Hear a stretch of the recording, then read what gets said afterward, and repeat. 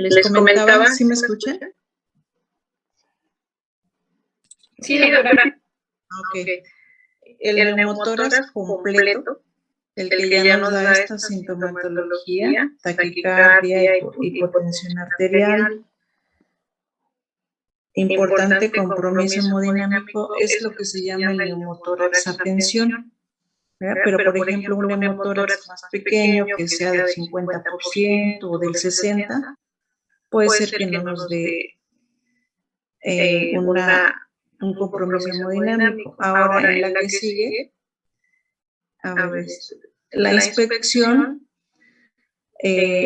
puede ser que no tengamos un tórax inestable, ¿verdad? Porque si el neumotórax es del 40-50%, no va a estar inestable el tórax. Obviamente los ruidos o los movimientos respiratorios van a estar disminuidos, pero solamente que sea un neumotórax atención es como vamos a encontrar el tórax inestable, ¿sí? Nada más eso es el comentario. Gracias, doctora. A ver, continúa. Bueno, y bueno, continuando, también pues en el diagnóstico nos vamos a apoyar pues de un diagnóstico radiológico. Aquí les puse una radiografía, bueno, como recordamos, pues el neumotórax es una presencia de aire en el tórax, pues donde no debería de haber. Por lo tanto, pues aquí en las flechitas amarillas va a haber una línea que se llama línea pleural, que va a estar formada por parénquima pulmonar. Y pues lo que se ve, ay, sí puedo señalar. Lo que se ve es esto, es la línea, es la pleura visceral. A ver, señala todo el trayecto de la pleura.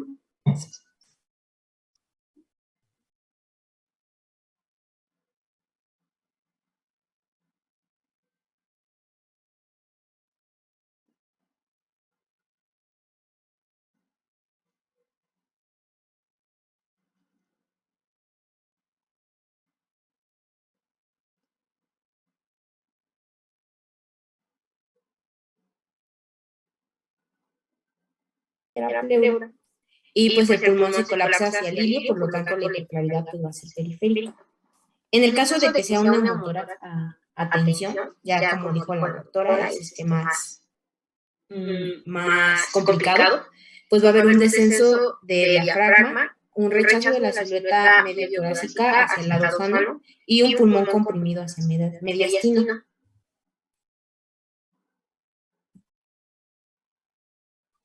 Bueno, vamos a seguir con lo que es el derrame pleural. Este va a ser principalmente la presencia de líquido en la cavidad pleural que se va a producir como consecuencia de un transurado o una exudación excesiva a partir de una superficie pleural. Se dice que va a ser un derrame pleural cuando el líquido va a ser mayor a 50 mililitros. Siguiente, por favor.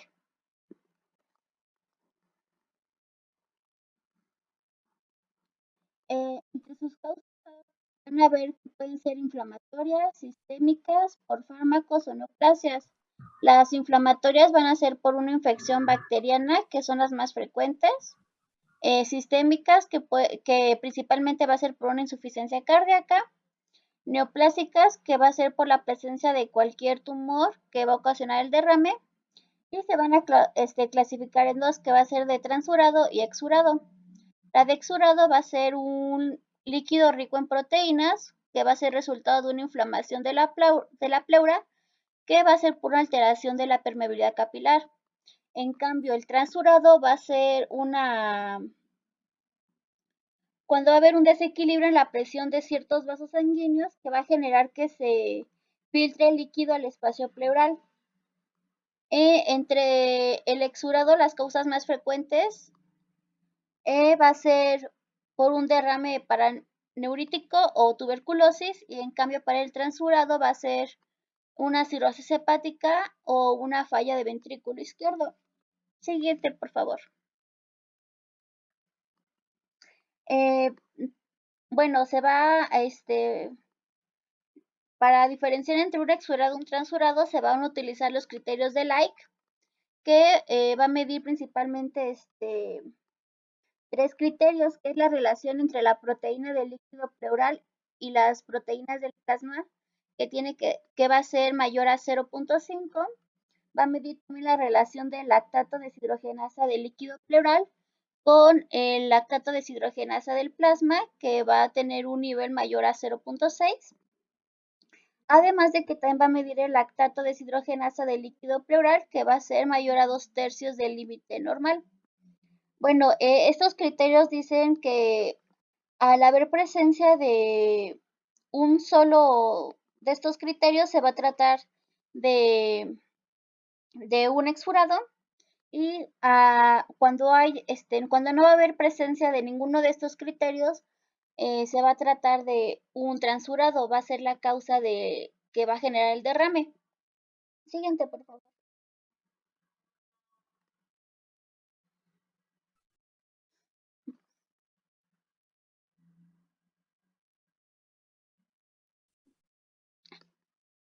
En su fisiopatología vamos a encontrar que el pulmón se va a encontrar recubierto por dos pleuras, una parietal y una visceral, donde en su interior se va a encontrar lo que es el líquido pleural, cuya función va a ser lubricar el espacio pleural para permitir el movimiento del líquido entre las dos pleuras. Esto va a ser a través de un vaciamiento del drenaje, a través de un drenaje linfático, lo que va a permitir la entrada y salida de líquido y proteínas de forma balanceada para mantener un volumen de concentración constante de proteínas. Esto va a ser producido por la cavidad pleural, principalmente del intersticio pulmonar y en el peritoneo, donde su eliminación va a ser a través de los vasos linfáticos. Y cuando este equilibrio está dado por la presión, el equilibrio va a estar dado principalmente por lo que es la presión hidrostática, que va a regular el aporte de agua al intersticio, y la presión oncótica, que va a ser ejercida por la acción de la albúmina en la distribución correcta de los líquidos, donde principalmente va a actuar la impermeabilidad capilar, que va a tener la capacidad de regular el intercambio de nutrientes en el intersticio. Y en el caso del derrame pleural, va a haber un aumento de líquido en el espacio pleural y va a haber un déficit para ser eliminado. Esto va a ocurrir en un desequilibrio, que puede haber un incremento de la presión hidrostática capilar y una disminución de la presión oncótica, que va a producir un trasurado, que puede ser de origen sistémico por alguna insuficiencia cardíaca, algún síndrome nefrítico o alguna insuficiencia hepática. En cambio, si hay una permeabilidad capilar aumentada y una disminución del drenaje linfático, el derrame va a ser producido por un exudado, siendo de origen local, que va a ser por un proceso inflamatorio, que generalmente va a ser de un daño del endotelial, que puede ser que va a producir una mayor permeabilidad, produciendo un exudado de proteínas y células. Siguiente, por favor. En su cuadro clínico vamos a encontrar tres síntomas. Va a ser la disnea, el dolor tipo pleurítico y tos seca.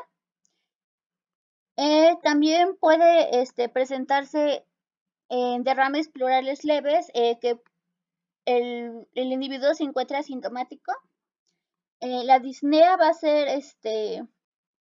depender de la magnitud del derrame, ya que va a haber una compresión del pulmón, que esta suele aparecer principalmente en la treptonea. El dolor va a ser tipo punzante intenso al inicio, que va a estar localizado en las caras lateral y posterior del hemitórax. El dolor va a ir incrementando con la respiración profunda y la tos. Y la tos puede ser, se puede encontrar ausente o discreta. Normalmente tiende a ser seca, intensa y en exceso, exacerbándose en el dolor. Siguiente, por favor.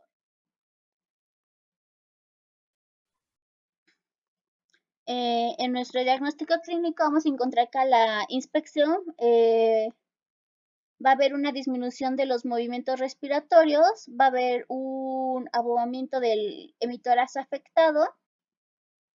A la palpación va a estar disminuida las vibraciones bucales, se va a disminuir la expansión de la base afectada. A la percusión vamos a encontrar que en la parte afectada va a haber una matidez, va a haber una hipersonoridad por arriba del derrame, y a la auscultación el murmullo vesicular va a estar disminuido, va a haber ausencia de la voz y también se puede presentar un soplo pleurítico. Siguiente, por favor. En el diagnóstico radiológico vamos a encontrar que se va a presentar principalmente una radiopacidad en la zona afectada o del derrame. Se va a ver un borramiento del ángulo costodiafragmático y principalmente se van a desplazar, va a haber un desplazamiento mediastínico del lado, bueno, se va a desplazar, va a haber un desplazamiento hacia el lado no afectado.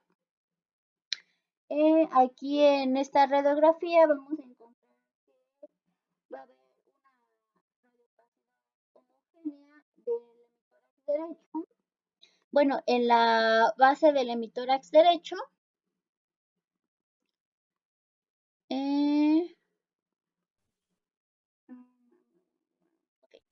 Okay, siguiente, por favor.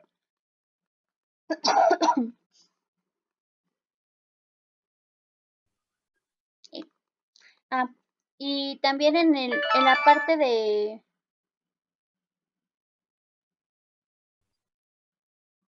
¿sí se escucha? Sí, sí se escucha. También, bueno, en los casos del hemitórax se va a tratar por una toracocentesis. Esta se va a aconsejar cuando el derrame sea mayor al 10%, cuando sea por una causa desconocida, cuando sea por una cirrosis hepática el derrame, o cuando sea por causas de neumonías, bueno, por causa de una neumonía. Siguiente, por favor. Y la toracocentesis va a ser la punción de la pared torácica para evacuar por aspiración el líquido de la cavidad pleural. En este procedimiento principalmente lo que se va a estudiar va a ser a nivel macroscópico, microscópico. Se va a estudiar la bacteriología, la citorología para conocer de qué tipo de, ahora sí que de líquido es lo que está generando el derrame, si es por medio de un exudado o de un traxurado o un exudado, para conocer la etiología del derrame. Siguiente, por favor. Bueno, eso es todo de nuestra parte. ¿Tienen alguna duda? Ok.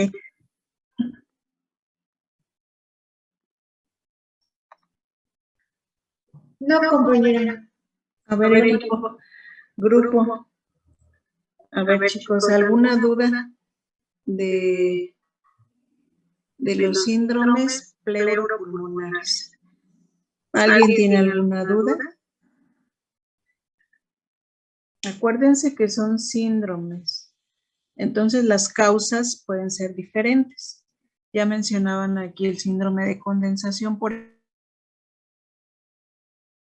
ejemplo, donde puede ser una infección, puede ser una neumonía, pero también puede ser un tumor o puede ser también fibrosis. Entonces, de acuerdo a la etiología van a ser los síntomas. Aquí veo que les mencionaron algunos síntomas que en general se presentan pues, en la mayoría de las patologías pulmonares, pero acuérdense que dependiendo de la causa es como vamos a encontrar síntomas. Por ejemplo, en una neumonía, pues encontraremos fiebre, tos, torácico, y la evolución pues es rápida, en unos días. Pero si es un tumor, entonces a lo mejor no hay fiebre, la evolución es más crónica, de más tiempo, o si es fibrosis, también de más tiempo, no va a haber fiebre. Entonces acuérdense que toda la historia clínica se va acomodando como un rompecabezas, ¿sí? Tenemos una radiografía con un derrame pleural, pero las causas del derrame son muchas. Puede ser un cáncer pleural o puede ser una enfermedad inmunológica como el lupus eritematoso o puede ser por tuberculosis. Entonces, obviamente, tanto la edad del paciente como el género va a irnos orientando hacia dónde. Por ejemplo, un derrame por lupus eritematoso, que es una enfermedad autoinmune, se presenta en mujeres jóvenes. Entonces, si el derrame lo tenemos en una mujer joven y aparte tiene algunos otros criterios de lupus, que bueno, ahorita no es el caso mencionar, pero tan solo con el género y la edad y el derrame, pues tendremos que descartar que sea lupus, un derrame pleural por lupus eritematoso sistémico. Ahora, si es un derrame de una persona ya más adulta, hombre que trabaja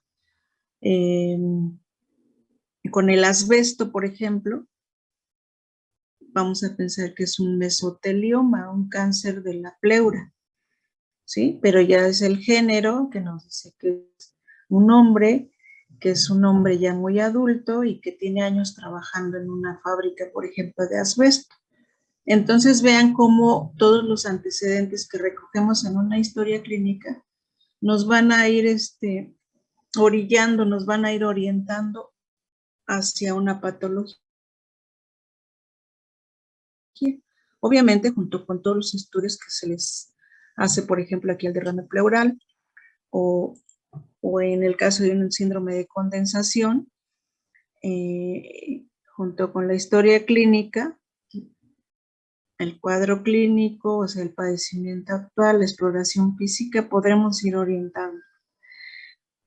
Aquí sería muy bueno que ustedes hicieran su cuadrito de todos los 4 síndromes pulmonares y los 2 pleurales y anotaran cómo se escucha cada uno o cómo se ve a la inspección, cómo se escucha o cómo se siente a la palpación, cómo se escucha a la percusión y a la auscultación, ¿sí? Sobre todo las causas. Vamos a poner unos casos clínicos para que ustedes me digan, pues, ¿en qué piensan? ¿Qué diagnóstico es el que podría acercarse? Primero, ¿qué tipo de síndrome es? Y luego, ¿qué podría ser? De acuerdo a sus antecedentes. Doctora, Por eso les pregunto ahorita si tienen alguna duda. doctora, disculpe. Sí. Lo que pasa es que una compañera que la sacó, ahorita es la aplicación y dice que está en espera. Sí, ¿Una pero compañera? no la había visto.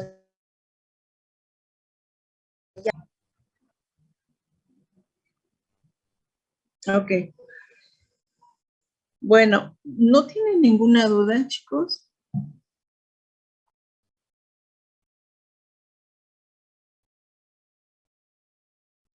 Pregunto, ¿tienen dudas o no tienen dudas? ¿O lo vemos en la práctica? Creo que van a salir más dudas ya en la práctica, doctora, porque al momento yo no tengo. Ok, entonces quiero que estudien porque el lunes temprano, la mitad del tiempo, la clase es de 7:30 a 9. Vamos a estar de 7:30 a 8:10, 8:15, haciendo ejercicios. Y de las 8:15 a las 9 veremos el tema de insuficiencia respiratoria. Entonces, estudien los síndromes, estudien la semiología de los síntomas para poder ir comprendiendo ya la patología, porque ya vamos a entrar después a la patología. De hecho, ya el lunes entramos con insuficiencia respiratoria. Quien vaya a dar el tema de insuficiencia respiratoria, que es el equipo E, acuérdense que es un síndrome. Entonces, el síndrome se llama síndrome porque las causas son diferentes, son muchas causas las que originan este síndrome. Entonces, no quiero que me hablen de una causa en específica, porque a veces se confunden y me empiezan a hablar de el SIRA, por ejemplo. ¿Sí? Entonces, el síndrome de insuficiencia respiratoria puede ser por muchas causas. Mándenme su tema. Estos dos primeros temas no pude revisarlos bien porque no sé cómo me los mandaron, no los podía abrir, pero en general están bien sus temas. Ahora sí les pido del equipo E que me envíe su presentación para ver que no se vayan a confundir, porque ya ha pasado en equipos anteriores, cursos pasados, que se enfocan en una patología especial y no, es el síndrome como tal, desde la definición, como un síndrome pleuropulmonar, las causas son muchas. O sea, lo que es la definición, lo que causa el síndrome de insuficiencia respiratoria, que pueden ser muchas causas. Los síntomas obviamente van a depender de la causa, pero ¿cómo vamos a estudiar? ¿Cómo vamos a saber un paciente que llega con una insuficiencia respiratoria, cómo la vamos a... Primero, ¿cómo vamos a diagnosticar que tiene insuficiencia respiratoria? Segundo, ¿qué le está ocasionando la insuficiencia respiratoria? ¿Sí? Entonces, los síntomas y signos, la clínica también es importante. La insuficiencia respiratoria prácticamente nos habla de hipoxemia e hipercapnia, que son las dos funciones de los pulmones o del sistema respiratorio. Proveer de oxígeno a todos los tejidos y sacar el CO2 que se produce también en todos los tejidos por medio de la vía aérea, ¿verdad? Al respirar metemos oxígeno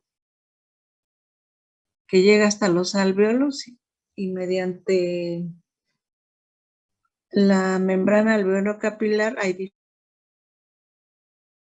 difusión del oxígeno hacia los capilares y difusión de CO2 hacia el alveolo. Entonces, al exhalar sacamos el alveolo, el CO2. Entonces, esas son las dos funciones principales. Entonces, me pueden enviar su tema para revisar y ver que no haya alguna confusión. Sí, doctora, Equipo E. lo mandamos. Bueno, no sé si hay alguna pregunta ahorita. ¿Alguna otra duda? No, doctora. ¿No? Bueno, entonces ya van a ir saliendo cuando pongamos los casos clínicos. Les pido también que empiecen más bien revisen todos los valores normales de lo que es la biometría hemática, la química sanguínea, la gasometría arterial y obviamente pues también las radiografías. Sí, doctora. ¿Sí? Bueno, entonces, si no hay nada más que comentar, entonces nos vemos el lunes a las 7:30. ¿Sí? Me mandan doctora. ahí la dirección. Sí, doctora, nosotros se lo enviamos. ¿Sí? Bueno, entonces, pues descansen, chicos, y nos vemos el lunes. Que Gracias, tengan buen fin de doctora. semana. Gracias, doctora. Gracias, doctora. Sí.